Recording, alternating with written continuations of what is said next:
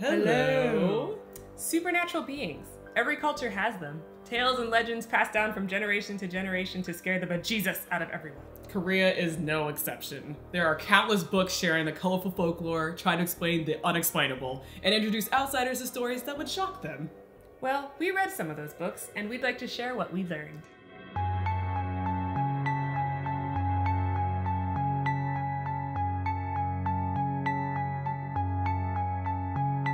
Let's start with vampires. Take it away, Christina. Basically, when Bram Stoker's Dracula became popular, Korean storytellers borrowed the myth and added their own twists. The characters and dramas you see now are just Western vampires molded to fit the Korean aesthetic. Now, having said that, there are vampire-like creatures in Asian mythology. Wait, didn't we just say... Yes, hold on. In China, there is a creature called the Jiangshi, or Gangshi in Korean. They're like vampires in that they are dead beings that come back to life and suck energy, not blood, from the people around them. Wait, that sounds more like a zombie. Well, whatever. But the short story is that these Gangshi are people who had died far from home. Forlorn family members would pay priests to cast a spell on the deceased that would help them return by hopping all the way home.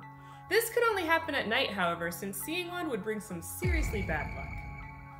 Wait, so there's no glitter or blood anywhere? Not as far as I know. Okay, next. Gumios! Take it away! Yeah! Gumios are fox people. Foxes who have lived over 1,000 years and can constantly shift their bodies from fox demon to human look-alike. For some reason, there are those who would wish to become a real human, and the directions for that process vary from story to story. Sometimes all Gumihos would have to do is live like a human for an extended period of time, like in Goo Family Book. Or they would have to eat 1,000 human livers. I guess they could consume their human essence or something? But in the old stories, Gumihos were simply ruthless killers who saw all humans as prey only. There is a gruesome folktale called Fox Sister. Oh, really? That centers around this very legend.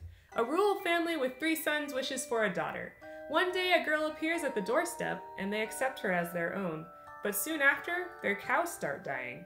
There is one brother that suspects the girl and watches one night as she eats the liver of one of their cows and it dies.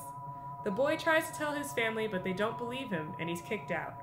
Years later, he returns to check in on them but finds all his family members are dead, except for the girl, who continuously shifts from human form to her true fox form and tries to eat him too, but he kills her. Sad. Is there a moral to this story? Don't assume the girl on your doorstep is not a Gumio. Okay, let's move on to what might be the most terrifying character in Korea's spooky folklore, the ghosts. Ghosts appear everywhere, and there are different kinds. The Mulguishin are victims of drowning and usually appear as they died, dripping wet.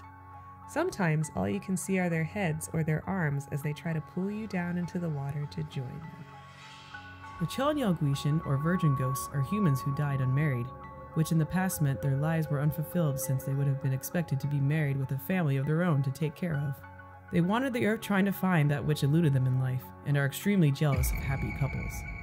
The Dalgyalguishin, or egg ghosts, are said to hang around forests and mountains. They are pale or white with no facial features, making for a truly terrifying image. You can't communicate with them, and it's said that if you see one, they kill you by sucking the life from you. So, in Korea, the stories are similar to the ones here. Ghosts usually have some unfinished business, which is why they hang around. The places that are considered the most haunted are cemeteries, abandoned buildings, and schools. Can you imagine if students use that as an excuse not to go to school all the time? I would.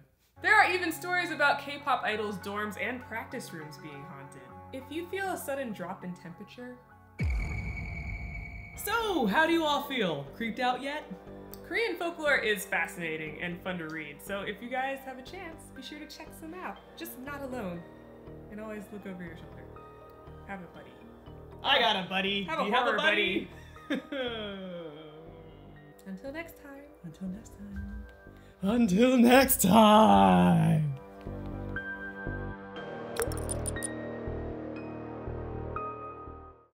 And suck energy, not blood, from the people around them. Wait, that actually sounds more like a But soon after, their cows start dying. What was that funny?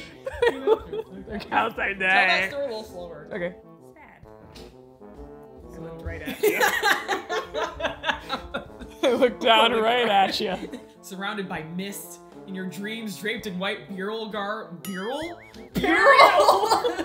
Burial! In your dreams draped in white burial garb, or behind you in Why are you laughing? You're just gonna laugh at burial every time? burial. Please don't laugh! Okay.